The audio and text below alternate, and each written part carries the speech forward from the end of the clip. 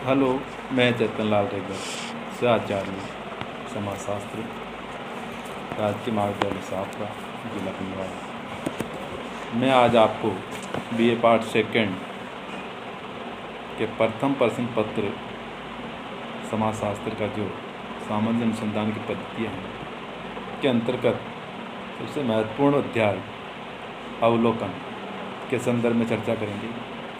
अवलोकन अर्थात ऑब्जर्वेशन। तो ऑब्जर्वेशन क्या है, इसका हम आज वर्णन करेंगे, अध्ययन करेंगे।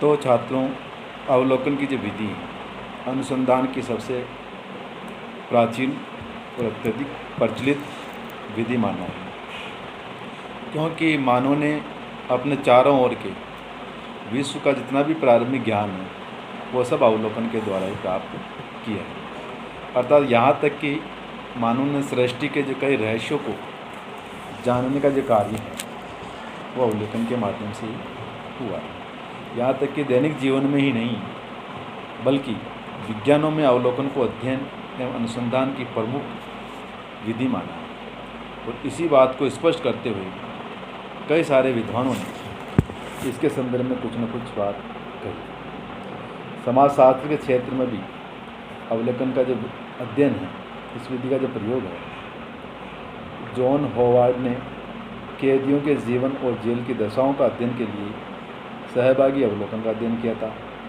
इसी प्रकार फ्रेडरिक लिपले जो थे, उन्होंने श्रमिक यानी लेबर फैमिली पर भी जो इंडस्ट्रीज का जो प्रभाव है उसका अध्ययन जानने के लिए सहभागी अवलोकन विधि का प्रयोग किया।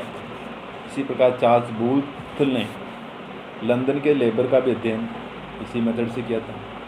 तो कहने का तात्पर्य, कई सारे अच्छे अच्छे विद्वानों ने अवलोकन का अध्ययन किया, लेकिन अवलोकन विधि के बारे में हम जानने से पहले हमें इसको थोड़ा संक्षिप्त में इसकी परिभाषा और अर्थ के संदर्भ में जानना आवश्यक है। अवलोकन शब्द जो है वह अंग्रेजी भाषा का जो ऑब्जर्वेशन का ही हिंदी रूपांतरण है, जिसका अर्थ होता है देखना, प्रेक्षण या निरीक्षण या अवलोकन करना भी कह सकते हैं। दूसरे शब्दों में अगर कहें तो कार्य कारण अथवा पारस्परिक संबंधों को जानने के लिए स्वाभाविक रूप से घटित होने वाली घटनाओं को सूक्ष्म रूप से देखना ही अवलोकन है। तो इसका अर्थ ये हुआ कि हम जो भी घटना समाज में घटती है उसका सूक्ष्म रूप से अगर व्यक्ति अवलोकन कर रहा है तो वो उसको अवलोकन की श्रेणी में मानते हैं। फिर भी अन्य और समाजशास्त्र जैसे श्रीमती पी.वी. यंग ने भी इसके संदर्भ में कहा था कि अवलोकन को नेत्रों द्वारा सामूहिक व्यवहार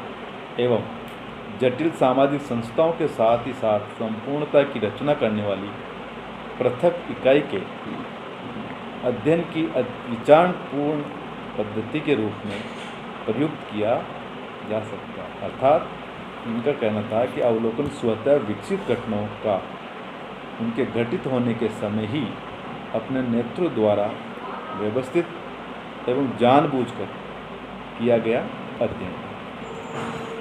इसी प्रकार ऑक्सफोर्ड कंसाइज शब्दकोश ने भी अवलोकन को परिभाषित इस प्रकार से किया है कि घटनाएं कार्यकारण अथवा पारस्परिक संबंधों के संबंध में जिस रूप में वे उपस्थित होती हैं का यथार्थ निरीक्षण एवं वर्णन। इसी प्रकार प्रोफेसर C.A. मौजर ने भी अवलोकन के संदर्भ में अपने विचार परिभाषित किए और कहा कि ठोस अर्थ में अवलोकन में कानों तथा वाणी की अपेक्षा नेत्रों के प्रयोग की स्वतंत्रता है। अर्थात इन परिभाषाओं से स्पष्ट है अवलोकन जो है प्राथमिक सामग्री संकलित करने की एक प्रत्यक्ष एवं महत्वपूर्ण प्रवृत्ति है। इसमें अध्ययनकर्ता घटनाओं को देखता है, सुनता है और समझता है, तो संबंधित सामग्री का वो कलेक्शन करता है। अवलोकन के लिए अवलोकनकर्ता समूह अथवा समुदाय के दैनिक जीवन में भाग भी ले सकता है और दूर बैठकर भी वैसा कर सकता है। तो कहने का तात्पर्य, अवलोकन में मानव अपनी ज्ञानेंद्रियों का प्रयोग करता है। अवलोकन की कुछ विशेषताएं हैं जिसके बारे में हम यहाँ चर्चा करेंगे। तो उन विशेषताओं में पहली विशेषता है मानव इंद्रियों का प्रयोग। अर्थात अवलोकन विधि में मानव इंद्रियों का पूर्ण एवं व्यवस्थित प्रयोग किया जाता है।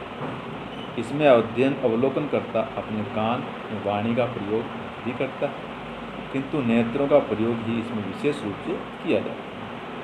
दूसरी विशेषता इसके संदर्भ में यह बताई गई थी कि प्राथमिक तत्वों का संकलन। इस विधि में अवलोकनकर्ता स्वयं घटना पर उपस्थित होकर के घटनाओं के बारे में जो प्राथमिक सूचनाएं होती है उनको वह एकत्रित करता है और यदि विश्वसनीय भी होती है। तीसरी विशेषता सूक्ष्म, गहन एवं उद्देश्यपूर्ण अध्ययन, अर्थात अवलोकन विधि में अध्ययन करने वाला जब स्वयं घटना स्थल पर उपस्थित होगा तो घटनाओं का स्वाभाविक है कि वह गहन रूप और सूक्ष्म रूप से अध्ययन कर पाएगा, जिसका कि उस तथ्य संकलन से संबंधित है उन्हीं तथ्यों को वह एकत्रित भी कर पाएगा। कार्य कारण का संबंधों का पता लगा, कोई भी घटना जो समाज में घटती है उसका कोई न कोई कारण अवश्य होता है, तो उन घटना का पीछे क्या कारण है इसका अवलोकन भी अवलोकनकर्ता घटना पर उपस्थित रह करके उसको पता लगाता है, खोज करता है। इसलिए कार्य कारण का जो संबंध का पता लगाने की जो विशेषता है वो अवलोकन के अंतर्गत बताएगी। पांचवी विशेषता है व्यावहारिक एवं अनुभव आश्रित अध्ययन। इसके संदर्भ में मौजर ने कहा था कि अवलोकन एक प्रयोगात्मक एवं अनुभव आश्रित अध्ययन पद्धति है, जिसके द्वारा सामूहिक एवं विशेष दोनों ही प्रकार के व्यवहारों का अध्ययन इसमें किया जाता है। अवलोकन द्वारा जो किया जाने वाला अध्ययन है वो न काल्पनिक होता है बल्कि व्यावहारिक और अनुभवों पर आधारित होता है, इसीलिए इसके अंतर्गत व्यावहारिकता की बात बताएं। नंबर 6, इसमें होता है निष्पक्षता, इम्पार्शियलिटी, अर्थात अवलोकन में अध्ययन करता स्वयं अपनी आंखों से घटनाओं को देखता है और उसकी भली भांति वह जाँच भी कर लेता है, तो उसे वैज्ञानिक कसौटी पर भी कसता है, तो उसका निष्कर्ष जो है वो निष्पक्ष होता है एवं वैज्ञानिक होता है, अर्थात वह अभिनति से बच जाता है। तो निष्पक्षता की विशेषता भी इसके अंतर्गत देखी जा सकती है। सातवीं विशेषता है डायरेक्ट स्टडी, अर्थात प्रत्यक्ष अध्ययन, क्योंकि अवलोकन विधि में अध्ययन करता स्वयं घटनाओं में प्रत्यक्ष रूप से देखता है और संबंधित लोगों से संपर्क भी करता है, तो तथ्यों का संकलन वो स्वयं ही करता है, इसलिए डायरेक्ट ये जो स्टडीज में हो पाती है। नंबर 8 है सामूहिक व्यवहार का अध्ययन, अर्थात जिस प्रकार व्यक्तिगत व्यवहार का अध्ययन करने के लिए केस स्टडी को श्रेष्ठ माना गया है, उसी प्रकार सामूहिक व्यवहार के अध्ययन करने के लिए हमें ऑब्जर्वेशन मेथड को सबसे उत्तम माना गया है। तो सामूहिक व्यवहार का अध्ययन की जो विशेषता है वो भी अवलोकन के अंतर्गत देखी जा सकती है। अंतिम विशेषता है विचारपूर्वक किया जाने वाला अध्ययन। इसके संदर्भ में जहोल्डा ने का मत है कि अवलोकन एक ऐसी विधि है जिसमें अवलोकन करता स्वयं घटना का विचारपूर्वक अध्ययन करके ही तथ्यों को संकलित करता है, वह दूसरों की कही हुई या सुनी हुई बातों पर निर्भर नहीं रहता। इसलिए ये जो अध्ययन है वो व्यक्ति के सेल्फ डिसीजन के आधार पर तय किया जाता है, इसलिए इसको विचारपूर्वक किया जाने वाला अध्ययन हम मान सकते हैं। इस प्रकार से 9 विशेषताएं इसके संदर्भ में विभिन्न समाजशास्त्रियों ने संदर्भ में नहीं भी अवलोकन विधि के अंतर्गत किस प्रकार की विशेषताएं होती हैं। हाँ, अवलोकन के कुछ प्रकार भी बताएं, जिसका भी हमें यहाँ पर चर्चा करेंगे कि सामाजिक घटनाएं जो हैं एक प्रकृति की नहीं होती है, कई प्रकार की घटनाएं होती है, उनकी जटिल भी होती है, सरल भी होती है। तो हम सभी प्रकार की जो घटनाएं हैं उनका अध्ययन किसी एक ही प्रकार के अवलोकन पद्धति से अध्ययन नहीं कर पाते। तो इस संदर्भ में जिस प्रकार से घटनाओं का अध्ययन किस पद्धति में करना संभव है, उसी आधार पर समाजशास्त्रियों ने अवलोकन पद्धतियों का जो प्रकार बताए, अर्थात अवलोकन के जो प्रकार उन्होंने 3 तरह के प्रकार बताए अवलोकन के, एक अनियंत्रित, दूसरा नियंत्रित और तीसरा सामूहिक अवलोकन। यानी 3 तरह से अवलोकन हम किसी भी घटना के संदर्भ में कर सकते हैं। अब बात आती है अनियंत्रित अवलोकन। तो हम अनियंत्रित अवलोकन से संबंध क्या है ये जानने का प्रयास करेंगे। तो अनियंत्रित अवलोकन से तात्पर्य इन्होंने 3 प्रकार के अवलोकन बताए। अनियंत्रित से मीनिंग है कि हम जब सामाजिक घटनाओं का अध्ययन नियंत्रित और अनियंत्रित दोनों प्रकार से कर सकते हैं।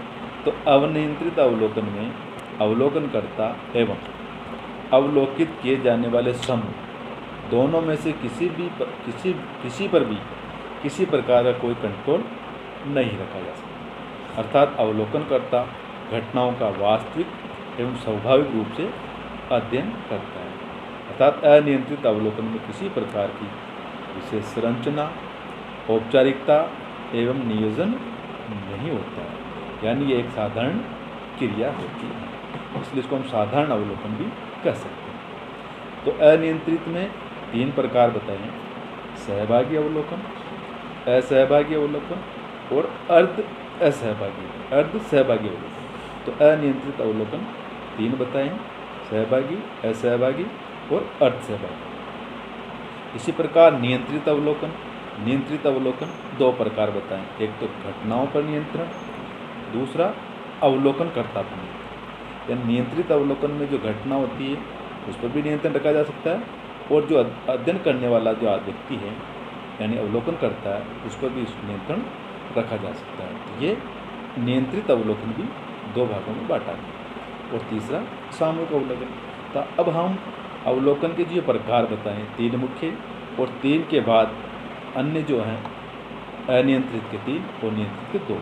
इस प्रकार से इन अवलोकन का विस्तार से हम वर्णन अगले अध्याय में करेंगे। धन्यवाद।